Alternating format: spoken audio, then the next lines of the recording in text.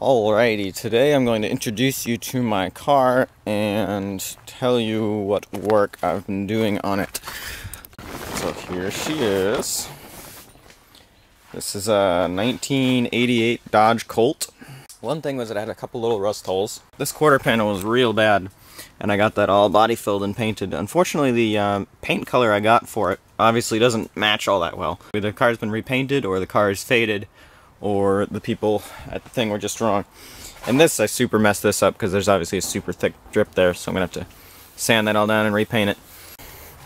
I got my little seat blanket here. This actually was a gift from someone who visited Mexico, so it's very authentic or whatever. The door handles are missing, so I got these chains on here, just something to pull it shut with. It's 5-speed manual. I got a lacrosse ball for a shifter just because it felt a little better than the original one. I didn't want to wear the original one out. Alright, on 95, 529 miles. Starts right up. Beautiful. Parking brake works fine. It's got 5 seats, 3 in the back. Wagon kind of space there, so that all folds down. Pretty nice. Crank down windows, everything's manual. Doesn't even have a cassette player, so that barely works in the first place. Alright, let's see if I can pull her out of this garage. Just gonna pull her over here where I can do some work. No airbags, because 1988 was before they invented safety. So no airbags here, no airbags there, no junky controls on the steering wheel, nothing but a horn. Which works fine. Alright, so one of the main bodywork issues this car has is these, the front quarter panels are rusting out real badly. This side you can see someone screwed like an aluminum plate on it or something and covered it with this undercoating stuff that doesn't work very well. It's got little small holes like that here and there. Running boards aren't too great. So I figured I would get that all bondoed up, body filler it. It'd be good practice because the car doesn't work too much anyway. And then I found these recycled rubber, like, shop mats at a hardware store, and they're like sintered, you know, crushed up old tires and stuff.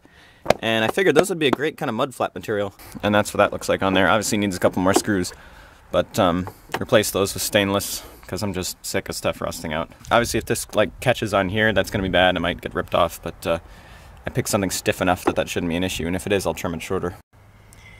I don't really drive this car much, so it tends to get all kinds of stuff living in it. Occasionally when I pull it out, there'll be mice running everywhere. Alright, so I got the old flap off. That's just that there, and you can see the original holes were there, there was one up there, and then there was one down here. And I'm not sure if I'm going to be able to hit that one, and also the corner up here hangs out a little bit. So I'm either going to cut that corner diagonally, or maybe put a new screw somewhere in here, because this is pretty much just, that goes almost directly to the inside. That's where your clutch foot sits when you're not doing anything with it. Maybe drill a new hole for that if there's something I need. And the orange on here was just, I was using a little bit of orange craft paint to just locate the holes. I would put paint on there, and then take the flap and press it on. And then the orange paint would stick and show me where the holes were. So that's how I got these all placed. Alright, so I got all my holes marked out, drilled. I'll probably put washers on these for the final install just because it's a bit more surface area to hold over the rubber. Those are all poking through, and I got my last hole drilled right there, with apparently not making any holes into my toes. This screw actually broke off while I was trying to take it out, so that one might just have to stay off.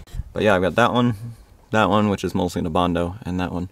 That'll hold it on nice and flat, and I'll probably cut off the top diagonal there, just so it doesn't flop around too much. Got those 3 screws in there pretty firmly. They're all into some kind of metal or something. This is real floppy, so I might just cut that off. You know, up here is kind of undercoated, so it's not that much of a big deal. Just cut across there. Now that I have that bolt pattern, I'll be able to apply that to the other side as well. But that one's got that plate screwed on, so I'm going to have to do the body work on that one first. So I got the other side pretty well figured out. I'm going to see what's under this plate now. If it's anything like the other side, then it's just completely rusted out, so.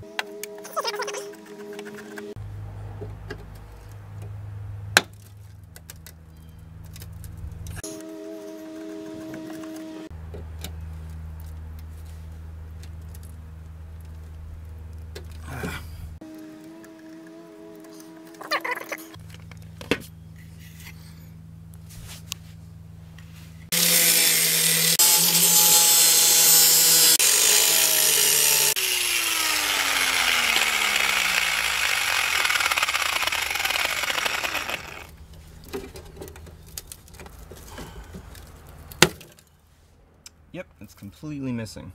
Look at that, just empty space down there. That might be a little bit more than Bondo can manage. Look at that.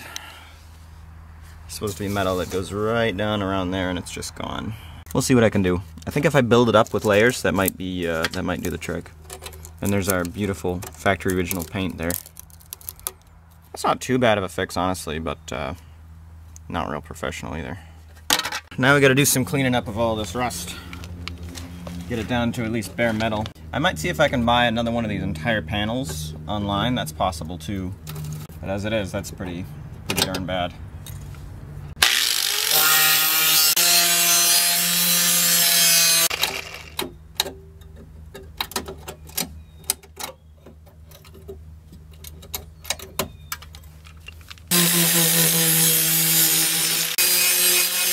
Alright, so there was the one screw hole that I didn't have anything to go to because it was all rusted out, so I figured I'd make a little bracket here and weld that right in with my trusty little Harbor Freight welder.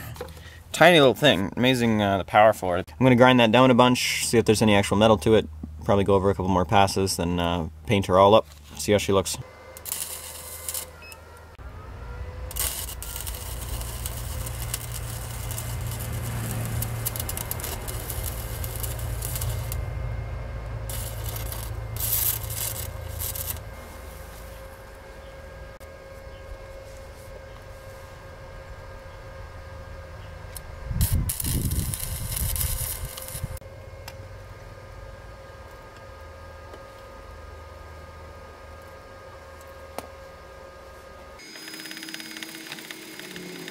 So there you go, that looks pretty disgusting, but it'll do for this car. That was just a little bit of this truck bed coating or undercoating stuff to just kind of keep the rust away for a little while.